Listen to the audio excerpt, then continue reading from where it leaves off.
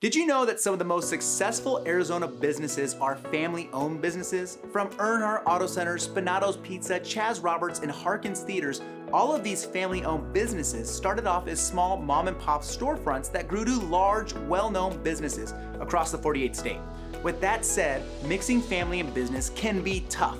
With only 30% of family-owned businesses making it to a second generation, 12% making it to a third generation, and only 3% making it to a fourth generation and beyond, it's important to think about not only how to make your family-owned business successful, but even generational. Hey there, I'm Chris Peach from MoneyPeach.com and 1AZ Credit Union, and I'm gonna walk you through some of the best practices when it comes to starting, growing, and running a family-owned business. To start, always give your family members a choice to enter the business. No one loves being forced to do something, especially when it comes to getting involved in the family business. Now, you may have already created the storyline in your head that your kids will join the business and eventually take it over when you retire. While that may be your preferred option, it may not be what your kids had in mind. This is why it's important to start having those conversations with your kids or teenagers as early as possible and with as little pressure as possible. Let them know the family business is ready for them, but only if they're ready for the business. If they have other dreams or desires, then at least you know early on. Next, add the right family members to the right job inside your family-owned business. Maybe you're looking for someone to help you with accounting or payroll, and your cousin has been looking for a job and seems like the perfect fit. The only problem is your cousin is horrible with numbers and would much rather be working with their hands doing some kind of manual labor. Of course, you'll be much better off finding someone good with numbers to take over accounting, and your cousin will be much happier without having to perform a task they're set up to fail at from the get-go. The bottom line is find the right people for the job instead of trying to find the right job for a family member. Sometimes this means the best place for the family member is at another company. Next, never get into a business partnership with family members. Maybe you and your brother are looking to start a business together and it appears to be the perfect fit. You're both passionate about the idea, you're both willing to work nonstop to grow the business, and you've already decided to split the profits 50-50. But what happens in a few years when your lives change? What if one of you wants out of the business, or maybe it feels like you're doing more of the work, but you're still sharing equally in the profits? There are way too many what ifs that could happen, and most often partnerships end in broken relationships, family drama, and holidays spent apart from each other. No one wants any of that. Instead, employ your family member to work for you. This way, you can still share in the profits without sharing in the drama.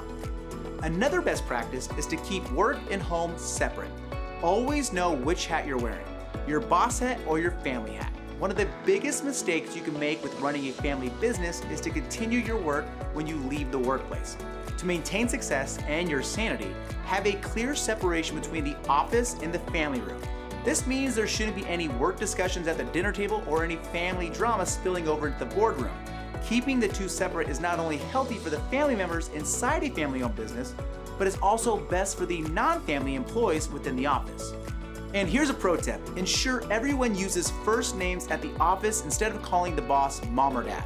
This not only helps create the separation from the family room to the office, but alleviates confusion for coworkers in the office who are not immediate family.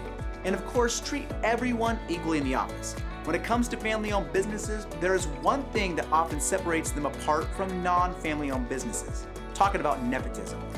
Nepotism is giving favoritism to family members over others in the workplace without regard to merit. This could be anything from giving a promotion to a family member over someone else more qualified, or allowing a family member more leniency on job performance than an employee who isn't family. This can also go both ways, meaning the boss shouldn't be harder on family members than they would on any other employee in the office. Next, start thinking about a succession plan, even if you're not planning on retiring anytime soon.